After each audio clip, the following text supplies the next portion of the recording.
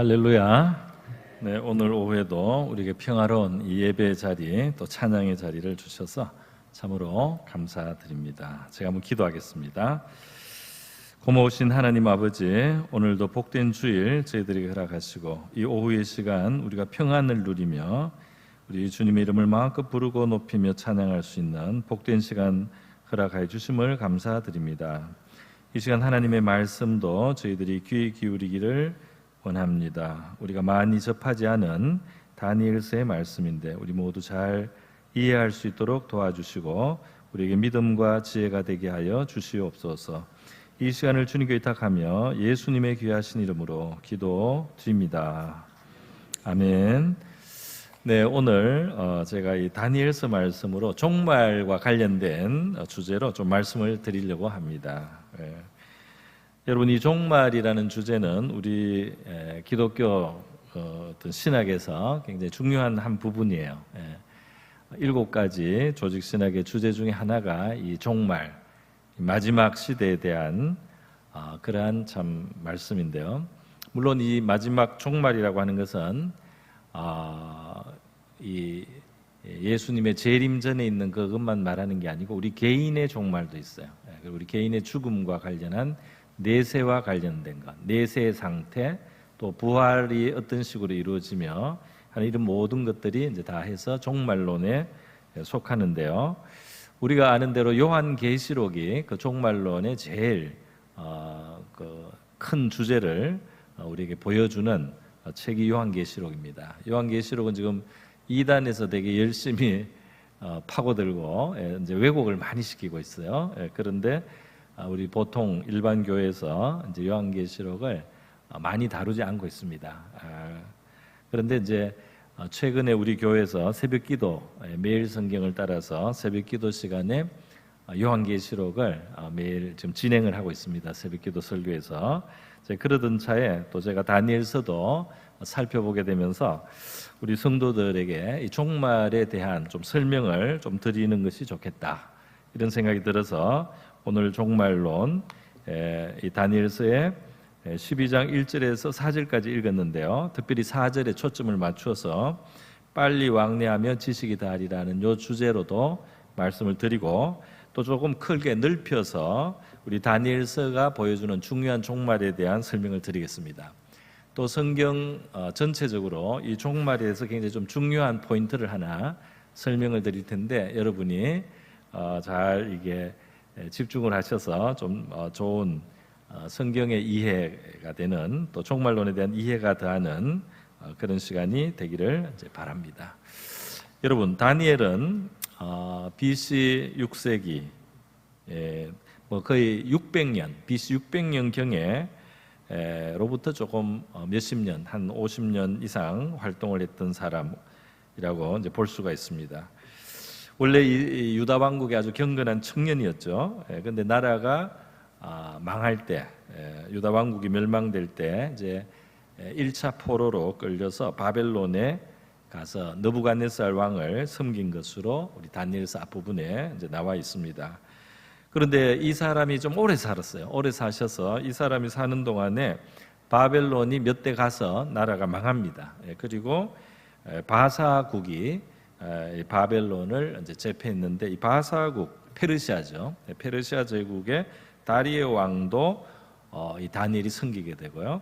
그리고 다리오 왕의 사위이자 이제 바사 제국의 진짜 대왕이라고 할 수 있는 고레스 왕의 원년이나 3년경에도 이 다니엘이 하나님께 계시를 받은 내용이 이 다니엘서에 기록이 되어 있습니다. 다니엘은 굉장히 경건한 사람이어서 자기 고국을 위해서도 늘 기도를 하고요. 또 이 이방 세계 속에서 유일신 하나님을 섬기는 것이 굉장히 불리한 상황인데도 불구하고 그의 세 친구들과 함께 하나님 앞에 경건하게 살기로 결심을 하고 때로는 위험을 무릅쓰면서 이렇게 신앙을 지켰을 때 하나님께서 놀랍게 다니엘을 사용해 주시고 또 다니엘과 함께 하시고 그를 오히려 높여주시는 이제 이런 일들이 다니엘서의 기록이 되어 있습니다. 더 나아가서 이 고난을 그들이 감수하려고 했을 때 이제 하나님의 개입이 일어나서요. 그 느부갓네살 왕도 그렇고 페르시아 바사 제국의 다리오 왕도 그렇고 이 다니엘이 섬기는 여호와 하나님이 진짜 신이구나 하는 걸 깨닫게 돼요. 그러니까 이 제국의 가장 그 권세 있는 왕들이 이 신앙의 순수성을 지키려고 힘썼던 이제 다니엘을 통해서 또 다니엘의 친구들을 통해서 정말 이스라엘의 하나님이 상천하시에 진정한 하나님이다 하는 것을 깨닫고 그 하나님에 대한 조서를 내리거나 하는 이런 일들이 있습니다. 이 여호와를 모독하는 자는 처벌하겠다 이런 식으로 이렇게 이제 제국의 하나님의 영광을 높였던 일들이 있습니다. 여러분 그런데 이 다니엘서에서 특별히 다니엘의 그런 경험 말고 이제 종말의 시대에 대한 그 예언의 말씀이 오늘 읽은 이 12장과 함께 이 앞 전체 11장이 굉장히 풍부하게 이제 종말에 대한 계시의 내용으로 되어 있습니다. 종말에 대해서. 그래서 이 다니엘서 11장을 지금 읽을 시간은 없어요. 너무 이제 분량이 많은데 여러분이 나중에 오늘 집에 가셔서 다니엘서 이 11장을 보시면 아마 이해하기가 어렵겠지만 제 이야기를 기억하시면서 읽으면 조금 이해가 되실 수도 있습니다. 다니엘서 11장은 BC 한 6세기부터 BC 164년까지 일어났던 실제 사건을 굉장히 자세하게 예언한 겁니다. 그러니까 우리가 역사를 모르니까 지금 이 다니엘서 11장의 내용을 봤을 때 이제 뭐가 뭔지 몰라요. 우리가 잘 낯선 나라잖아요. 이제 고대 건동 아시아 그 지역을 우리가 역사를 잘 모르니까 지금 다니엘서 11장에 나오는 예언이 어쩌면 이렇게 자세하게 그 다니엘 이후로 한 400~500년 동안 일어날 일들을 자세하게 예언을 해놓은 겁니다. 그래서 이 주로 중심적인 내용은 북방왕과 남방왕 사이에서 일어나는 이제 일시적인 화친 또 두 나라 사이의 전쟁 이런 이야기예요. 그것이 다니엘서 11장의 주된 내용인데 그 북방 왕국은 무엇을 말하느냐면 알렉산더 제국이 멸망된 다음에 4개의 나라로 갈라졌다가 이 4개의 나라가 결국 2개의 나라로 이제 뭉쳐집니다. 그러니까 한 나라가 나머지 2 나라를 정복해서 큰 나라가 되고 남쪽에 한 나라가 남아서 북방의 큰 나라와 남방의 한 나라로 이것도 큰 나라입니다. 이제 이렇게 북방왕과 남방왕 사이에 이제 일어나는 일들을 기록을 한 거예요. 그래서 화친도 했다가 전쟁도 했다가 하는데요. 문제는 이 북방은 결국 셀루코스 왕조라고 지금 시리아와 또 마케도니아 이제 이런 저쪽 터키 이런 쪽에 큰 왕국이었고 이 남방왕은 바로 이 이집트 쪽에 이집트 지역을 가지고 있었던 프톨레마이오스 왕조라는 이제 2 나라입니다. 우리 오늘 쉽게 생각하면 수리아와 이집트 2 나라라고 이제 생각하면 되는데요. 이 2 나라 사이에 이스라엘이 끼어 있어요. 그래서 이 2 나라가 어떤 그 세력을 다투느냐에 따라서 이스라엘이 거기에서 이제 그 고래 싸움에 새우등이 터지는 이제 그런 상황이기 때문에 이제 이것이 또 의미가 있는 것입니다. 그런데 특별히 이스라엘은 주로 이 북방 왕의 치하에 있었어요. 셀루쿠스 왕조의 지배를 당했는데요. 이 셀루쿠스 왕조에 굉장히 악한 왕이 등장했습니다. 그것이 바로 안티오쿠스 에피파네스라고 하는 왕이 이제 등장을 해요. 그래서 이 사람이 한 10년 제위를 하는 동안에 유대인들이 생각할 수 있는 최악의 상황들이 일어나는데 이 사람은 헬라 종교를 말하면 제우스 이런 거 있죠. 제우스를 섬기게 하면서 예루살렘 성전에다가 제우스 신상을 세웁니다. 그리고 자기를 제우스의 현현이라고 했어요. 지금 이 안티오쿠스 에피파네스라고 되잖아요. 이 에피파네스라는 말 자체가 헬라어로 그리스 말로 신의 현현이라는 뜻입니다. 그래서 자기가 제우스의 현인이다. 제우스가 성육신한 게 자기다. 이렇게 이제 주장을 하고 자기를 신처럼 섬기게 하는 게. 그러니까 이게 이제 유대인들에게서는 완전 신성모독이죠. 완전 신성모독. 그래서 이 안티오쿠스 에피파네스가 성전을 모독하고 유대인들에게 그걸 강요했어요. 진짜 성전에 돼지 피를 뿌리고 돼지고기를 억지로 먹게 하고, 그 유대인의 종교를 완전히 짓밟고 유대인들이 생각할 수 있는 최악의 그런 존재가 나타났던 것입니다. 이것을 이제 이 사람이 중요한 이유는 바로 이것이 말이죠. 이 사람이 다니엘서 8장에 의하면 즉 그리스도가 말세에 나타날 때 이제 하는 행동하고 이 안티오쿠스 에피파네스가 하는 행동이 닮았어요. 닮아 있어요. 자, 이제 잘 여러분이 이제 이해를 잘 하셔야 됩니다. 결국 이 안티오쿠스 에피파네스가 이러한 극악무도한 신성모독을 함으로 이스라엘 백성들 가운데 경건한 사람들이 결국 이제 그걸 참다가 폭발을 해서 유대 독립 전쟁을 하고 마침내 유대인들의 왕국이 세워져요.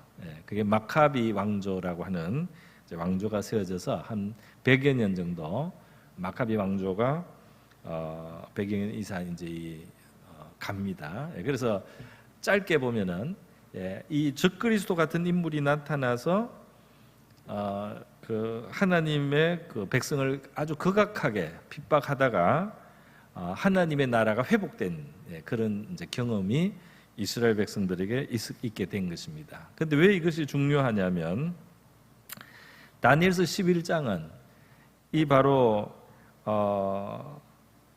바사 제국, 알렉산더 제국, 그다음 셀루쿠스 포톨레미아 왕국의 갈등, 그다음에 거기서 에피파네스의 등장, 이 한 400년의 일을 쭉 이렇게 예언을 했는데요. 이 예언은 실제 역사하고 일치하는 부분이 어떤 사람들의 주장에 의하면 이 11장 안에 135곳에서 135곳에서 일치한다 그래요. 역사적 사실하고. 그러니까 굉장히 구체적이다는 겁니다.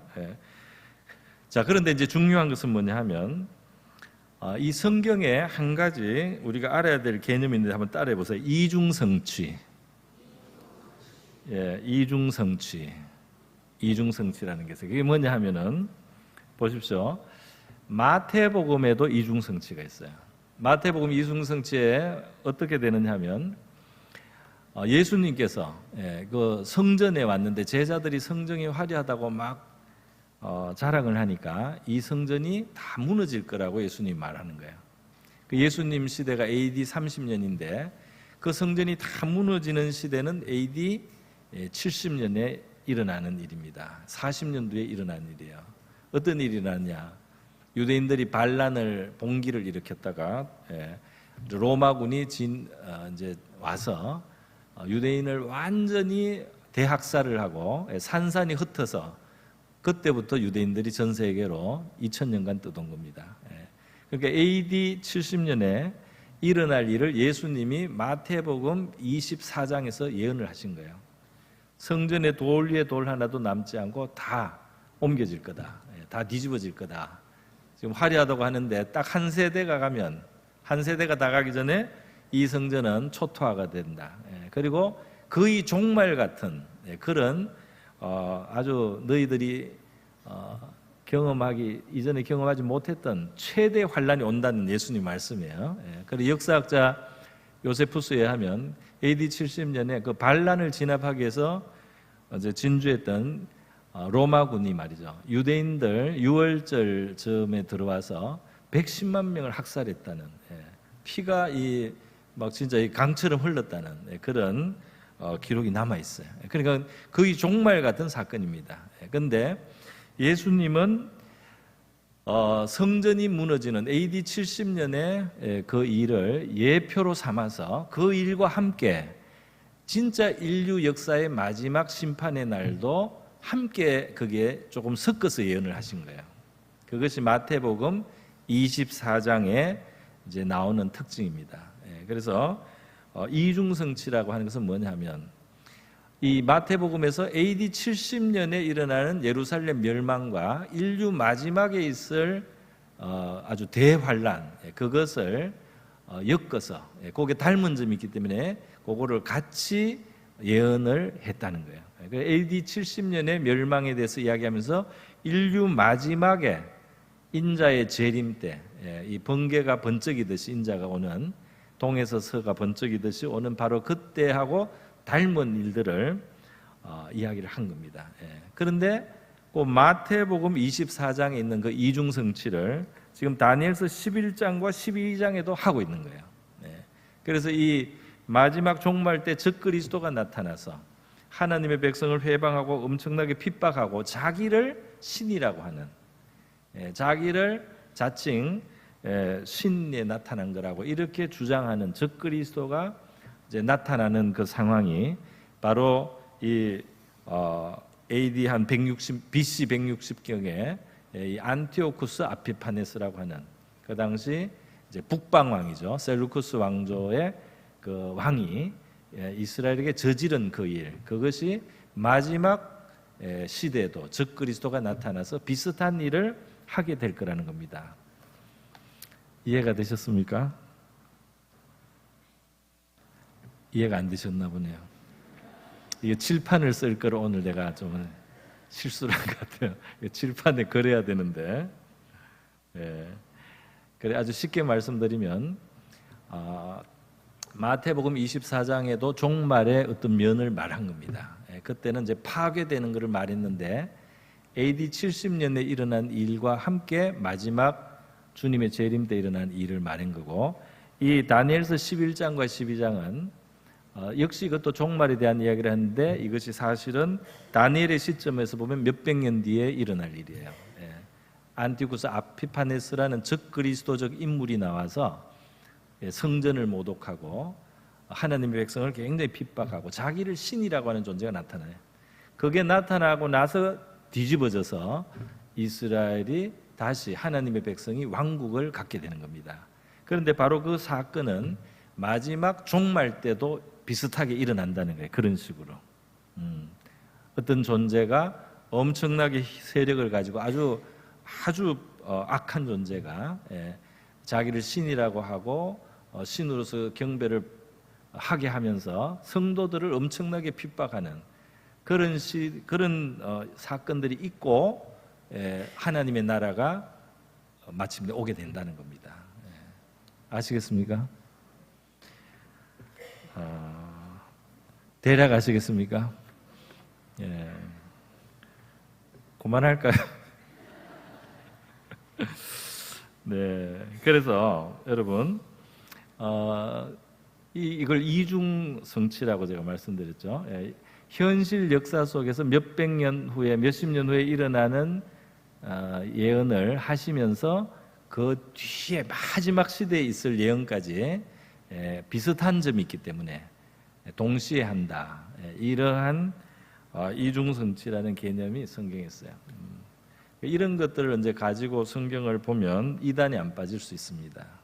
이단에 빠지는 이유는 아주 조잡하게 성경을 해석하기 때문이에요. 아주 조잡하게 자기들 기도원에서 몇 사람 일어났던 일을 가지고 이 계시록에 있는 일이 자기들 그룹 안에 일어났던 사건이라고 지금 주장을 하는데 신천지에서 아주 가소로운 주장이죠. 그래도 사람들이 복잡하게 가르치고 많이 가르치니까 그게 옳다고 생각하고 그 세뇌된 사람들이 있어서 굉장히 불쌍합니다.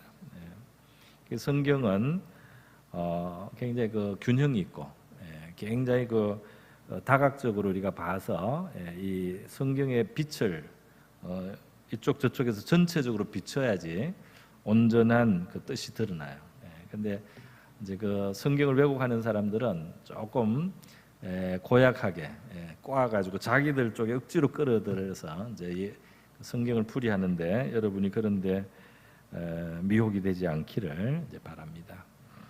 여러분 어쨌든 이 다니엘서는 지금 다니엘의 시대는 제가 BC 600년경이라고 했죠. 예수님 오시기 600년경인데 다니엘이 이제 다니엘 시점에서 한 4, 500년 뒤에 일어날 그 적그리스도의 사건을 이 11장에 기록을 한 거예요.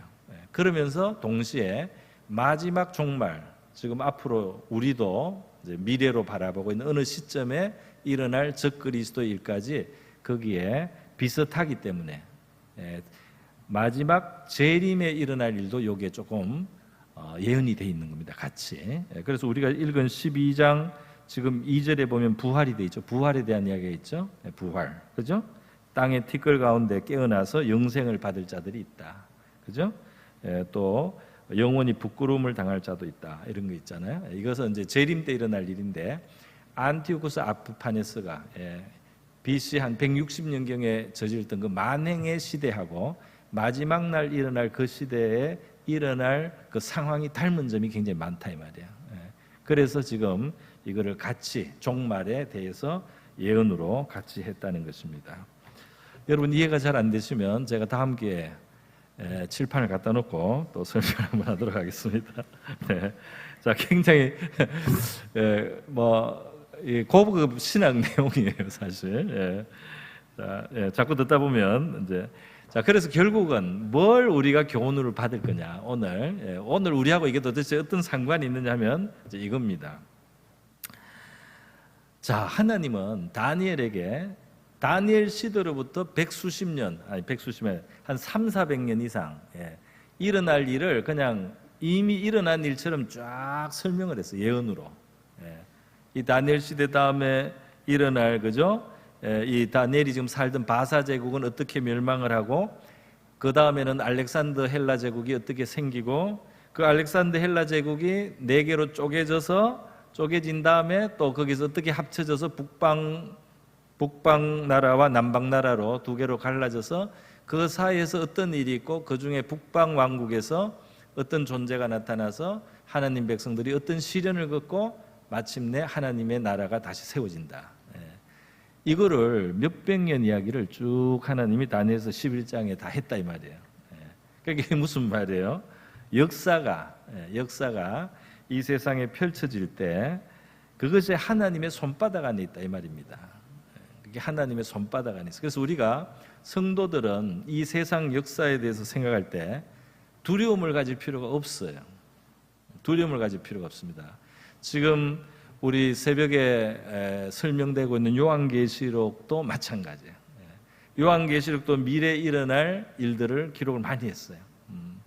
그런데 거기에 보면 요한계시록에 그 큰 구조가 있습니다. 7 인을 떼면서 일어나는 재앙들, 7 나팔을 불면서 일어나는 재앙들, 마지막에 7 대접을 쏟으면서 일어나는 재앙들, 이렇게 요한계시록 전체가 그런 큰 구조를 가지고 있어요. 그런데 그걸 보면은 어떻게 되느냐 하면 이 사건이 점점 이 환란의 크기가 커져요. 오늘 우리가 경험하는 거 굉장히 우리가 지금 캐치하기가 좋습니다. 지난번에 우리가 코로나 팬데믹을 겪으면서 전 세계가 한꺼번에 큰 어려움을 겪을 수 있구나. 이제 이거를 경험을 하기 시작했습니다. 그죠? 유럽 전체가 전쟁에 휩싸이는 세계 1차, 2차 대전을 20세기 와서 경험을 한 거예요. 그죠? 그전에는 그렇게 큰 전쟁이 없었고 한꺼번에 그리고 또 수많은 나라가 한꺼번에 이렇게 갈라져서 싸운다든지 또 20세기 들어와서 일어난 이런 전염병이나 이런 팬데믹이 규모가 굉장히 커요. 전 세계적으로 된다 이 말입니다. 그런 경향을 요한계시록에서 보여주고 있어요. 우리한테 보여주고 있다 이 말입니다. 그런 식으로 앞으로 일어날 것이다. 그러나 그런 7 인이나 또 7 나팔이나 7 대접의 재앙들이 이 세계 위에 일어나겠지만은 그 이유가 다 있습니다. 이 세상에 대한 하나님의 심판의 의미도 있고 회개의 촉구의 의미도 있어요. 그 여러 가지 의미를 가진 재앙이 딱 일어나는 겁니다. 그러나 그것이 하나님의 손안에 있다 이 말이에요. 그래서 중간중간에 요한계시록에서도 하늘 보좌가 나오고 그 보좌를 둘러싼 24장로라고 하는 아주 높은 그런 랭크를 가진 사람들의 경배, 그리고 내생물이나 천사들이나 모든 피조물들이나 이런 엄청난 경배와 찬송의 그 예배 장면이 이 요한계시록의 중간에 나오는 거예요. 그건 뭘 말하느냐면 이 땅에서는 이런 어떤 재앙과 심판이 일어나면서 이 죄에 대한 심판도 있고 사람들을 회개로 촉구하시는 하나님의 경고도 있는데요. 이 모든 땅에서 일어나는 큰 환란에도 불구하고 이 하늘 보좌는 튼튼하게 견고하게 변함없이 세계를 지배하고 있다. 온 세계와 우주와 만물이 그 주권이 하나님께 있고 하나님의 통제 아래 모든 것이 놓여 있다는 겁니다. 그걸 하나님이 허락한다는 거예요. 성도들의 환난도 허락하고 성도들의 순교도 허락하고 하나님의 목적을 가지고 그 모든 것을 허락하면서 이 역사가 흘러가서 결국은 하나님의 나라, 하나님의 나라가 완성되고 하나님의 백성의 그 영광의 시대가 온다는 겁니다. 할렐루야. 자, 그렇게 돼 있어요. 그것이 큰 이야기예요. 그거를 알면 성경의 중요한 종말론을 우리가 배운 것이 되겠습니다. 그래서 우리가 성경의 이 계시록이나 다니엘서를 통해서 우리가 배우는 것은 이 세상에는 환란이 있을 거예요. 지진이 일어날 것이고 쓰나미도 올 것이고 그리고 전쟁도 일어날 것이고 기근도 올 것이고 경제적인 어떤 어려운 시대도 오고 갑니다. 그러나 이 모든 것 속에 하나님이 계시고 하나님이 그 모든 재앙 가운데도 컨트롤을 해서 그 한계를 정해. 한계를 요까지 해라, 그 이상은 하지 마라, 3분의 1만, 요거는 하지만 요거는 안 되고 인친자는 빼고, 이렇게 하나님이 그 모든 상황 속에 컨트롤하고 계시다는 겁니다. 할렐루야. 그러니까 우리 성도들은 이 땅에서 일어나는 일 때문에 막 두려워하고 무서워하고 떨 필요가 없어요. 이 종말론과 관련해서 마태복음 25장에서 이제 우리에게 적용을 하는 적용의 가르침이 굉장히 유명한 가르침들이에요. 열처녀의 비유, 달란트 장사하는 비유, 그리고 염소와 양을 가르는 비유. 이 세 가지 비유로서 예수님은 종말론이 결국 우리에게 어떻게 적용돼야 되는지를 설명한 거예요. 그러니까 열처녀의 비유로서는 우리가 항상 깨어 있으라는 거고요. 달란트의 비유로는 하나님이 나에게 허락하고 주신 것들을 잘 사용하라는 거죠. 그죠? 그러면 양과 염소의 비유는 우리가 우리 주변에 있는 사람들을 주님을 대하듯이 그렇게 섬겨야 될 것을 섬기고 그렇게 살아가는 삶을 살면 주님 앞에 서는데 상을 얻게 될 것이다. 할렐루야. 그것이 종말론을 우리에게 적용한 내용들이야. 그러니까 종말론 때문에 우리가 다른 행동을 할 필요가 없어요. 종말론 때문에 우리는 다른 어떤 이상한 행동을 할 필요가 없어요. 기도원에 올라가 있거나 이럴 필요가 없다 이 말이야. 종말론을 말씀하고는 우리가 항상 주님이 언제 오셔도 괜찮은 그런 삶을 현재적으로 살아야 되고, 우리에게 주어진 여건과 상황과 어떤 재능과 기회를 잘 살려서 주님을 섬기고, 그리고 우리가 사람을 대할 때 주님을 섬기는 마음으로 대하라는 겁니다.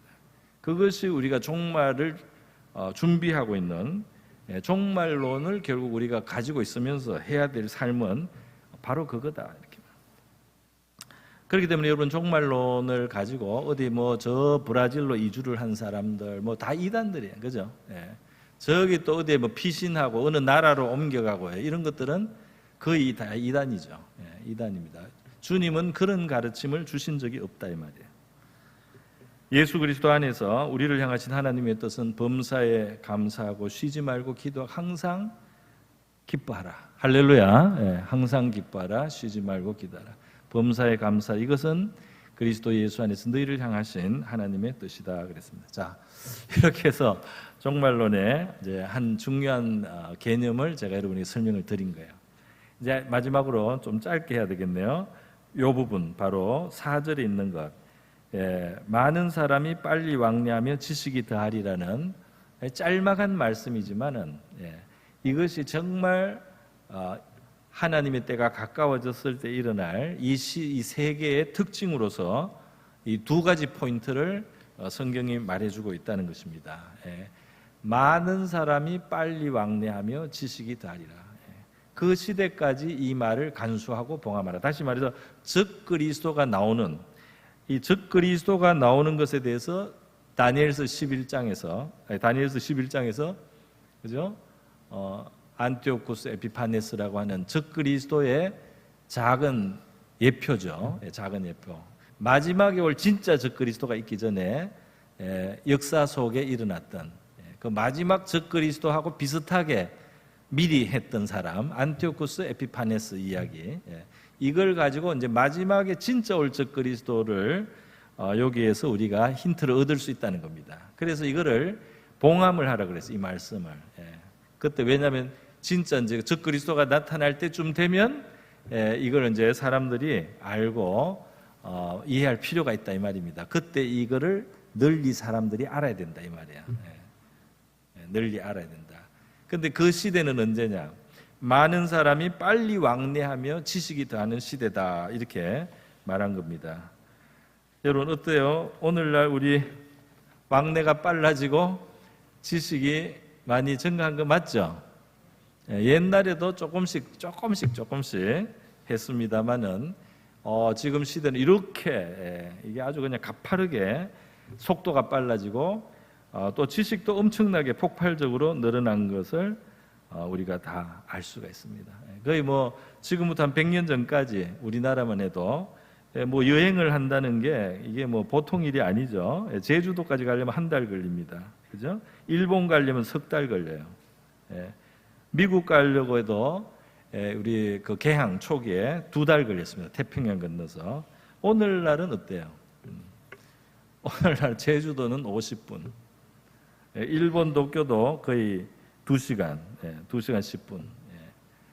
미국이나 영국 지구 반대편에 가는데 하루가 안 걸립니다.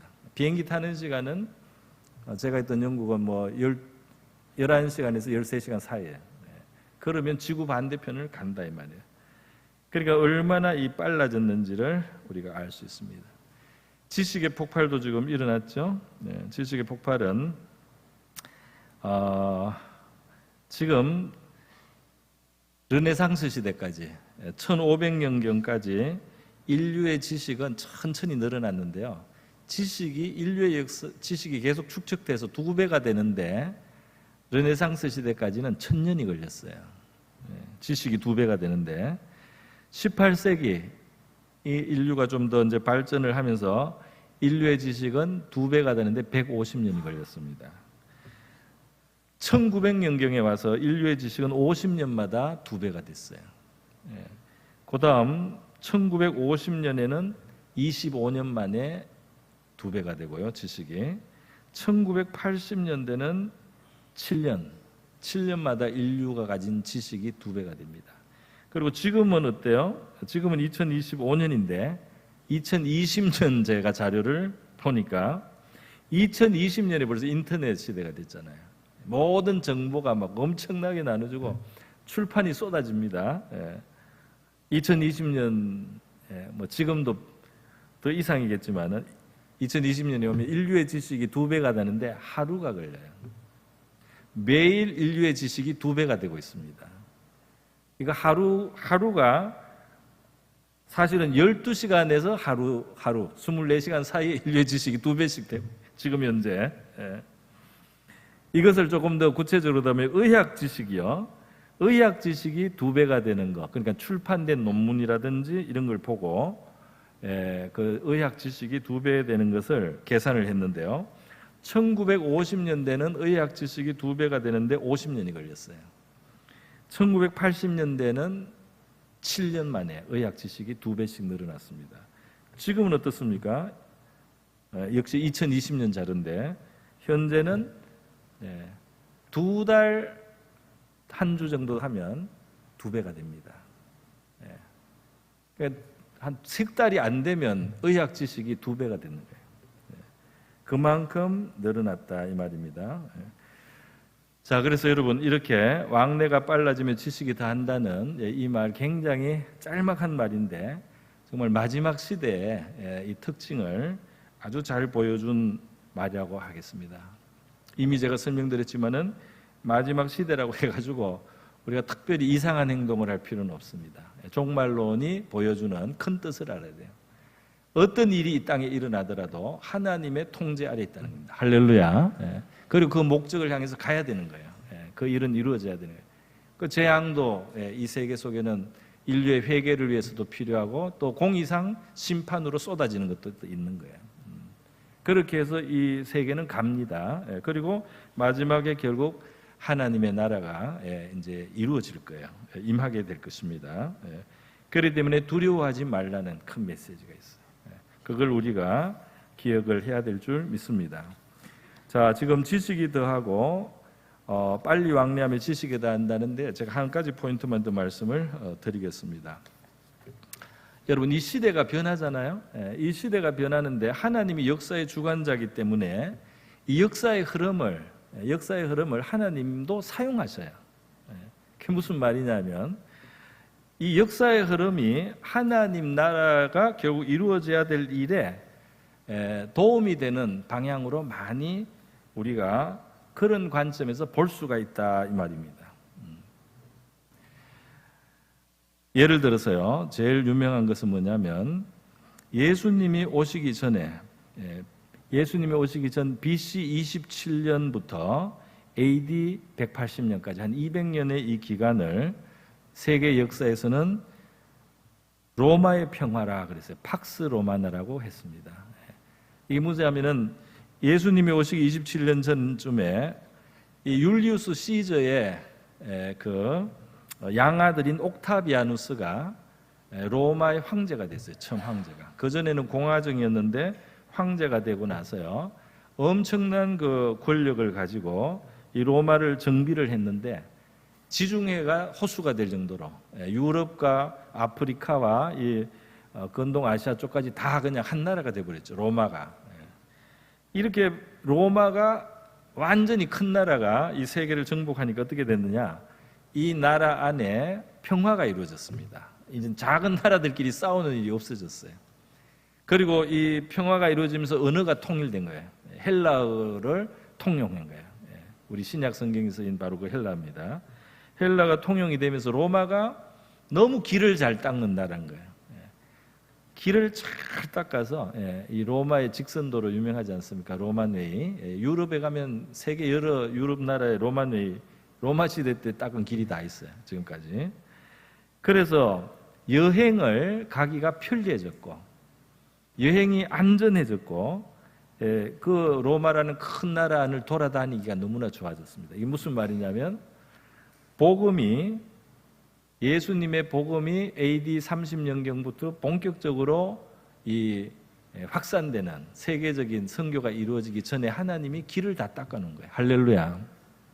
하나님이 길을 다 닦아놓고 복음 전파에 유리한 상황을 다 만들어 놓으신 겁니다.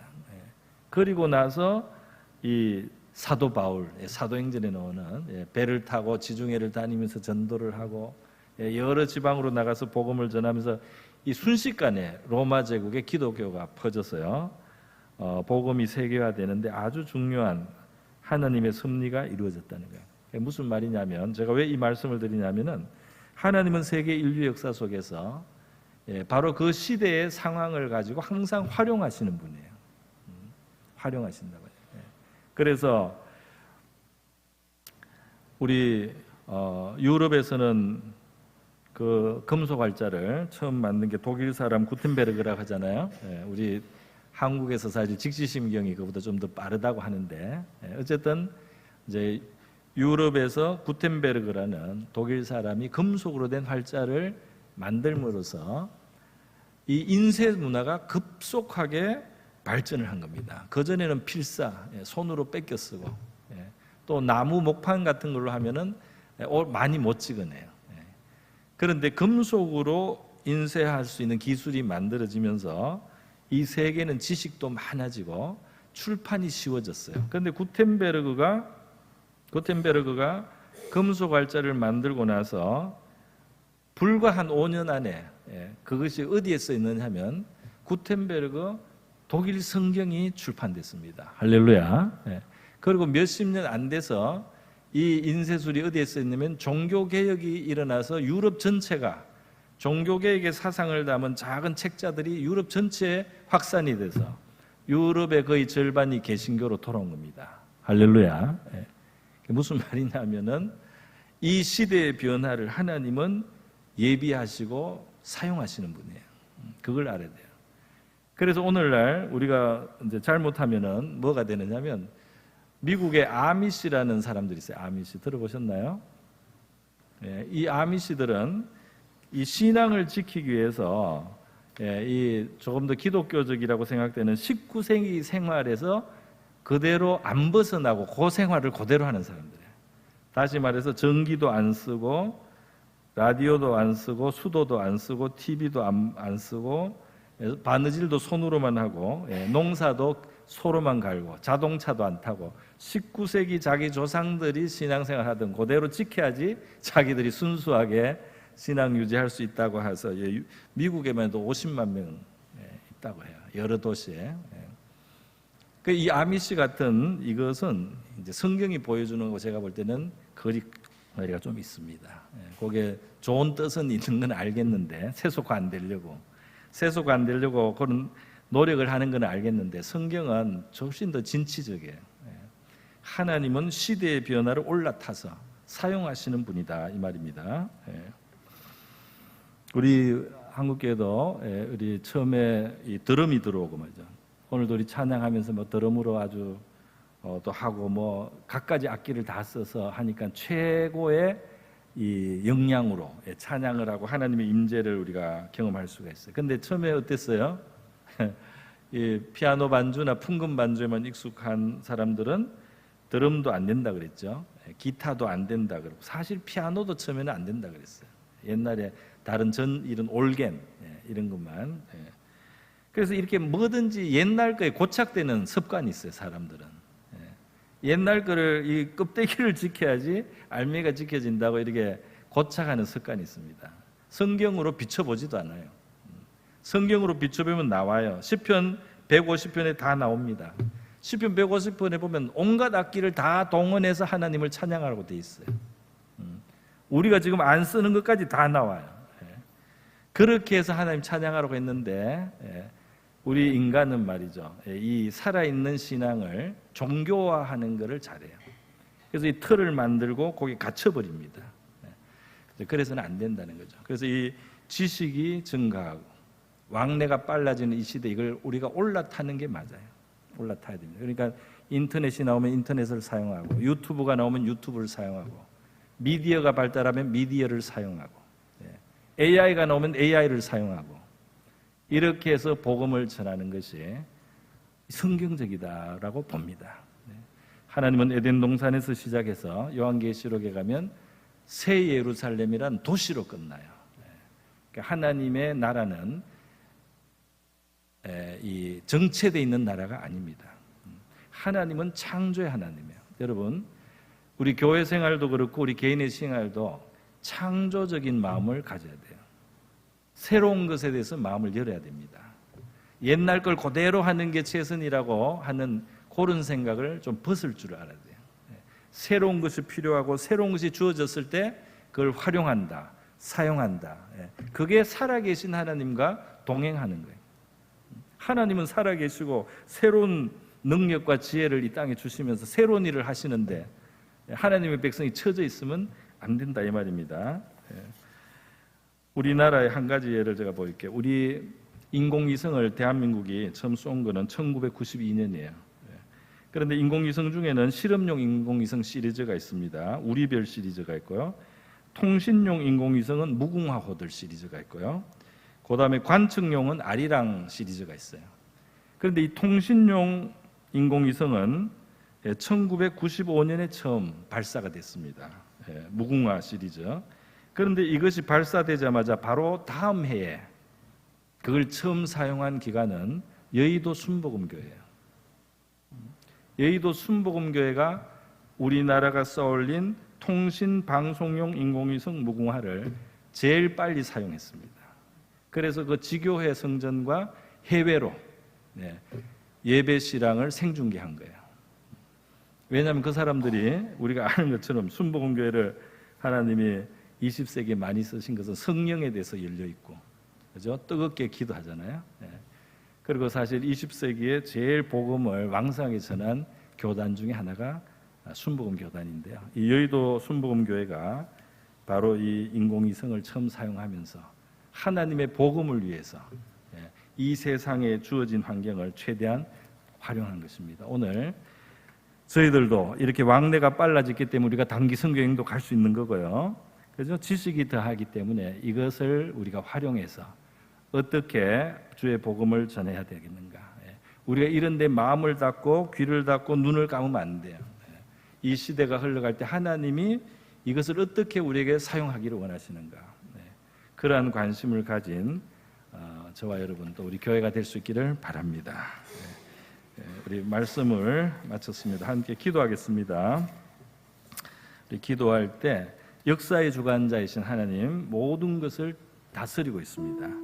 우리가 이 땅에 일어나는 격변과 환란이 아직도 있을 겁니다. 오고 있는 것이 있는데요, 주님의 주권은 더 높은 곳에 있기 때문에 우리가 두려워하지 않고 이 시대를 분별하면서 주님의 재림도 준비하게 하시고 우리 시대의 특징을 우리가 다 활용하고 살려서 우리가 주님의 뜻을 이루고 이 땅에 하나님의 백성으로 그렇게 살아갈 수 있도록 영광을 돌리고 하나님의 뜻을 이루는 우리 교회와 우리 성도들 될 수 있도록 기도하겠습니다. 기도합니다.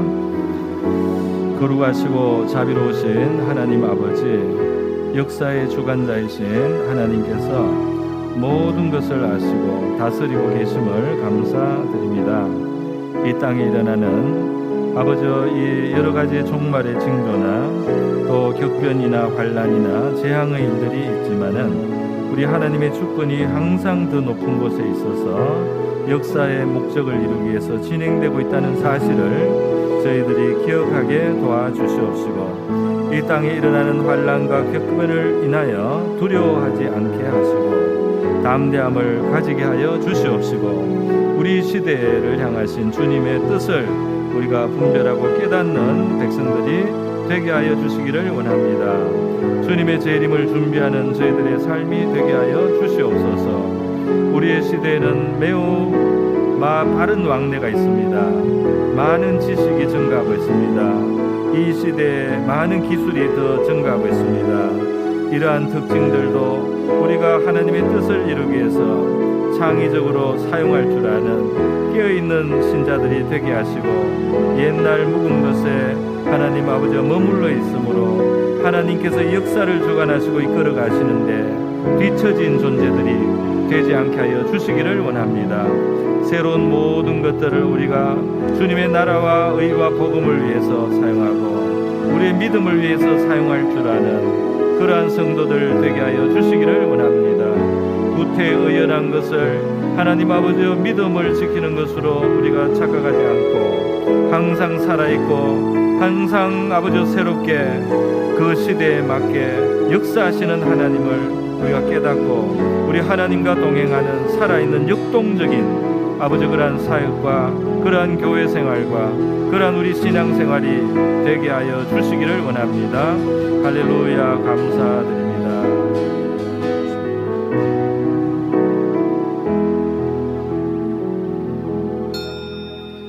거룩하시고 자비로우신 하나님 아버지, 하나님께서 이 모든 역사의 주관자이시며 하늘의 보좌는 변함없이 이 땅의 모든 것을 통제하시고 다스리시는 권세가 우리 오직 하나님께 있음을 우리가 기억하며 하나님의 주권 아래 있다는 사실을 알고 감사드립니다. 이 땅에 일어나는 격변과 환란의 소문과 또 그러한 큰 파도가 이 땅에 치지만은 우리 하나님의 주권이 이 모든 것 위에 계셔서 하나님의 목적을 향하여 진행되고 있다는 사실을 깨닫고 저희들이 두려워하지 않게 하여 주시옵소서. 우리의 시대를 분별하게 하시고 주님의 재림을 준비하는 저희들의 삶이 되게 하여 주시옵소서. 우리의 시대는 많은 빠른 왕래가 있고 많은 지식의 증가가 있고 많은 기술들이 아버지 이렇게 발전하고 있습니다. 이 시대의 특징도 우리 하나님의 나라와 하나님의 선한 목적을 이루기 위해서 활용하고 사용하는 우리 모두가 되게 하시고 우리의 교회가 되게 하여 주시옵소서. 고마우신 예수님의 귀하신 이름으로 기도드립니다.